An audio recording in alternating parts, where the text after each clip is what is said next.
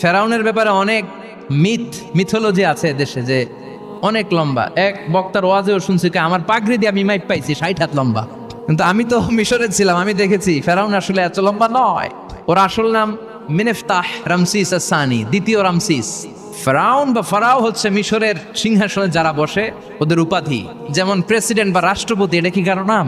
যেই ওই চেয়ারে বসবে, বঙ্গভবনে থাকবে উনি রাষ্ট্রপতি। তো যারাই মিশরের সিংহাসনে বসে তারাই ফারাউজ বা ফেরাউন। এই ফেরাউনের সাথে কিন্তু আমি কথা কইছি, বিশ্বাস হয় না? তবে এক পেশে কথা, মানে ও কথা কয় না, আমিই কইছি খালি। ও মিয়া এক পেশে কথা হয় না?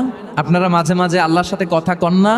বলি না আল্লাহ রে অসুস্থ, তুমি দেখো না, সুস্থ করে দাও আল্লাহ। বলি না আমরা বিড়বিড় করে?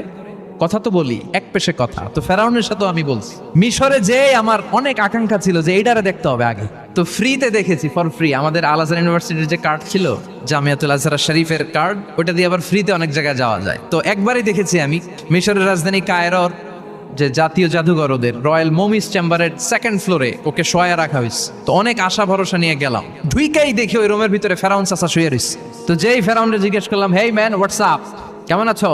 কিন্তু ওর মুখ দিয়ে কোনো কথা নাই। অনেক কিছু জিজ্ঞেস করলাম যে তোর এত বড় কলিজা হইলো কেমনে? তুই আমার নবী মুসারে ধমক দিলি কি করে? আল্লাহর পায়গাম্বারকে তুই ধমক দিয়েছিস, তোর এত বড় বুকের পাটা কে দিয়েছে? অনেক কথা বললাম, কিন্তু আজকে ওর কোনো আওয়াজ নাই। আমিও পাইছি সুযোগ, আমারে কওয়ারও সুযোগ নাই।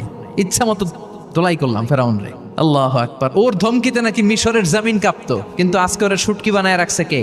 এজন্য ওর মতো গাদ্দারে যদি এখনো কেউ করে, ওর থেকে শিক্ষা নেওয়ার দরকার আছে না নাই? খেয়াল রাখবেন, আল্লাহ ফেরাউনকে অনেক ছাড় দিয়েছে কিন্তু ছেড়ে দেয় নাই। আল্লাহর সুন্নাত হচ্ছে আল্লাহ ছাড় দেয়, ছেড়ে দেয় না।